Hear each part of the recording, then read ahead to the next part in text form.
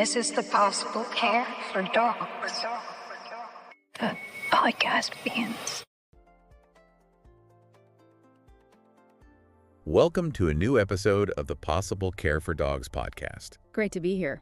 In today's episode, we're exploring further Boykin Spaniel Health, essential best practices to keep your dog happy and healthy. Yeah, this is a really good one. We're planning to really get into the details of how you can best care for your Boykin Spaniel. We've got a great article guiding us. Exactly. We're doing a deep dive into, the specific health things for this breed. We'll cover common problems, nutrition, exercise. Mental stimulation too, right? And grooming. Oh yeah, grooming, vet care, and the genetic side of things as well. Super important. Definitely. The idea is really just to give you practical advice, whether you already have a Boykin or maybe you're thinking about getting one. Right. Helping these amazing dogs live their best lives. That's the goal. Okay, so let's jump in. First up, common health issues. Boykins are generally pretty healthy, right? Right. But they do have some things owners should be aware of. That's right. Knowing the predispositions is really key for prevention. The article highlights a few major ones. Hip dysplasia is probably a good place to start. Okay, hip dysplasia, what exactly is that? So think of the hip joint like a ball and socket. With dysplasia, they just don't fit together snugly, Thanks. And that improper fit over time causes friction, wear and tear, eventually leading to inflammation and arthritis. Ouch. So what helps manage that? Well, regular vet checkups are crucial. Your vet can keep an eye on things. And critically, maintaining a healthy weight. Extra pounds mean extra stress on those joints. It just accelerates the problem. Makes total sense. Less weight, less stress. Okay, next on the list was exercise-induced collapse, EIC. Yes, EIC. It sounds a bit scary, doesn't it? It does. It's a hereditary thing, a gene mutation, actually. It affects how the dog's muscles handle energy during a really intense exercise. Is that the collapse? Sometimes. Yeah. Muscle weakness and potentially collapse after, super strenuous activity. But the good news is there's genetic testing for it.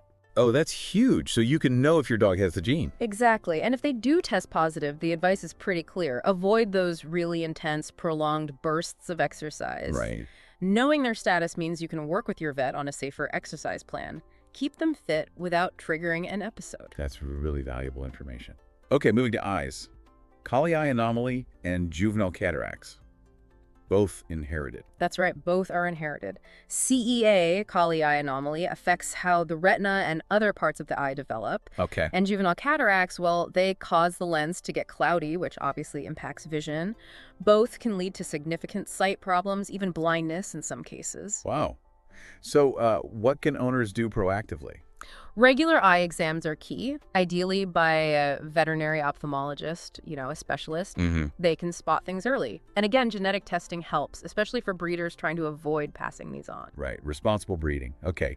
Next up, patellar luxation. That's the kneecap, isn't it? Spot on. The kneecap, or patella, is meant to sit in a groove on the thigh bone. Luxation means it pops out of that groove. Ooh, does it hurt? It can, yeah. It might cause just occasional skipping or lameness, or it could be more constant pain. Severe cases might even need surgery to fix it. Okay. And the last one mentioned was degenerative myelopathy. Yes, DM. This one affects the spinal cord. It's a progressive disease, sadly. Progressive meaning it gets worse over time. Exactly. It leads to gradual weakness and loss of coordination, usually starting in the hind legs. There's no cure, but genetic testing can identify dogs carrying the gene. So it seems like awareness and testing are recurring themes here. Knowing what could happen helps you stay vigilant. Absolutely. Now let's switch gears to something we control daily. Nutrition. Diet. Yeah, fueling these little athletes. What's the scoop? Well, a balanced diet is fundamental, obviously. The article gives a general guideline for adults. How much? Around 2 to 3 cups of high-quality food per day, usually best split into 2 meals. Okay, 2 to 3 cups, and puppies need more, right? Yeah. More often. Yeah, puppies have different needs, definitely more frequent meals, and that term high-quality food is important. What should we look for? What makes it high quality? You want to see real meat, chicken, beef, fish, whatever listed as the first ingredient, ideally the first few. That means good protein content for their active lifestyle. Avoid the fillers. Exactly. Avoid lots of fillers, corn, soy, artificial stuff if you can. Look for whole ingredients. And the article warned about overfeeding too. Oh, definitely. It's so easy to overfeed, especially dogs that love their food. You need to monitor their weight, their body condition. How do you do that? You should be able to feel their ribs easily without pressing hard, but not necessarily see them sticking out sharply. Adjust portions as needed. Obesity is just terrible for joints, especially if they're prone to hip dysplasia, and causes other health issues too. Right, finding that balance. Good food, right amount. Okay, what about exercise? Boykins are known for energy. They absolutely are. Think energetic bundles of joy. The general recommendation is about 60 to 90 minutes of exercise each day. Wow, an hour to an hour and a half. That's quite a bit. It is. They need it, though. Keeps them happy, healthy, and out of trouble. What kind of exercise is best? Variety is good. Brisk walks, for sure. Playtime in a safe, fenced area they love retrieving. And many Boykins adore swimming. Oh yeah, spaniels and water. Exactly. Swimming is fantastic exercise, really low impact on the joints. But remember, physical exercise isn't everything. Mental stimulation is just as important. Good point. A tired body doesn't always mean a tired mind. And we have to circle back to EIC here, right? The exercise caution. Yes, definitely. For dogs with exercise-induced collapse, those really intense long sessions are a no-go. So more moderate activity. Yeah, or just carefully managed. Yeah. Owners of dogs with EIC really need to work closely with their vet to figure out what's safe and appropriate for their specific dog. Okay, super important reminder. So let's talk more about that mental side, keeping those sharp Boykin minds busy. It's crucial. Prevents boredom, which can lead to, unwanted behaviors. The article had some great ideas. Like training. I hear they're really smart. Incredibly smart. And eager to please, which makes them generally very responsive to training. Positive reinforcement works wonders. Treats and praise. You got it. It builds a great bond and gives their brain a workout. What else besides formal training? Oh, lots. Interactive puzzle toys are great. Makes them think to get the reward. Scent games, too. Hide treats around the house or yard and let them sniff them out. Fun. Using their natural instincts. Exactly. Even just learning new tricks is great mental enrichment. And don't forget, socialization. Right, getting them used to different things early on. Yes. Positive exposure from a young age to different places, sounds, people, other friendly dogs. It helps build a confident, well-rounded dog, less likely to be fearful or anxious later. Makes sense. Build that foundation early. Okay, just jumping in here for a second now is a really good moment for you to like and subscribe to the channel if you're enjoying this deep dive. Definitely appreciate the support. Okay, where were we? Grooming and hygiene, keeping them looking sharp. They have that lovely wavy coat. Does it need much work? It needs regular attention, yeah. Brushing a few times a week is recommended. Why so often? To stop tangles and mats from forming, especially in the feathered areas like their ears and legs. Plus, it removes loose hair, cuts down on shedding. Good benefits. What about baths? Just as needed, really, if they get muddy or start to smell a bit doggy. Too many baths can dry out their skin and coat. Okay. And ears, you mentioned floppy ears earlier. Prone to issues. Very prone, especially since they often like water. Those floppy ears trap moisture and warmth, perfect breeding ground for yeast and bacteria. Ugh, ear infections. Exactly. So regular ear cleaning is a must. Use a vet-approved cleaner, especially after swimming or bathing. Just wipe out the accessible parts gently. Got it.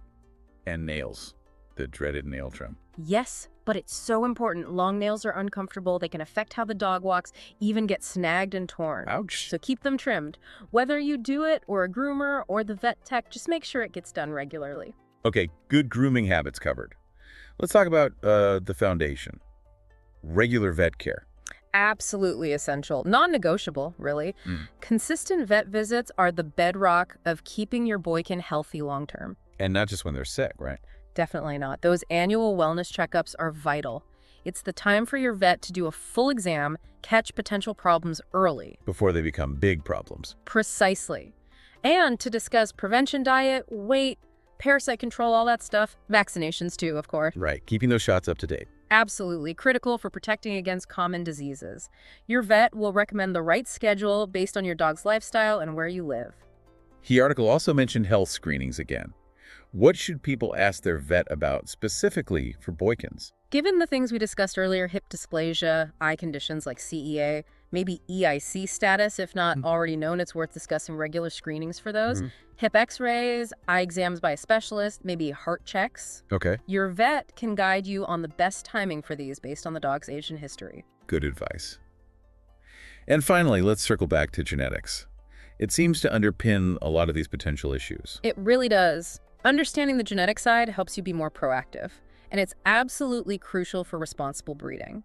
So genetic testing is key. Highly recommended, especially before breeding. Testing for EIC, CEA, degenerative myelopathy, knowing the status of breeding dogs helps reduce the chances of passing these conditions on. Makes sense. And if someone is looking for a Boykin puppy, what signifies a responsible breeder? You want a breeder who is transparent and knowledgeable about these health issues. Ask questions. Like what? Ask if they do health screenings on their breeding dogs' hips, eyes, genetic tests. Ask to see the results, the certifications. A good breeder will be happy to share this and will prioritize health. Okay, look for the proof of testing. Exactly. Responsible breeders are invested in the health and future of the breed. Wow, we've covered a lot. It's clear that keeping a Boykin happy and healthy involves, well, quite a bit of commitment. It does, but it's so worth it. Being proactive with their diet, exercise, mental well-being, grooming, vet care, and just being aware of those potential genetic factors, it all adds up to giving them the best life possible.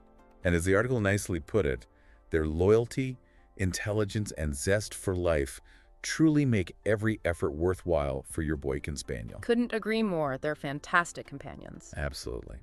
Now, we really want to hear from all of you listening. What are your experiences with Boykin Spaniel Health? Got any questions, tips, or stories? Yeah, share your thoughts. Please drop a comment on our YouTube and TikTok videos. Tell us about your Boykin adventures, or maybe suggest topics you'd like us to tackle in future deep dives. We love hearing from you. Okay then, have a beautiful day, take care of your lovely doggies, and we'll see you on the next one. Take care, everyone. And just one final thought to leave you with. If you currently have a Boykin, maybe think about one specific thing from today's chat that you could tweak in their routine. And if you're dreaming of adding one to your family, really dig into researching those reputable breeders who put health testing first. It makes all the difference.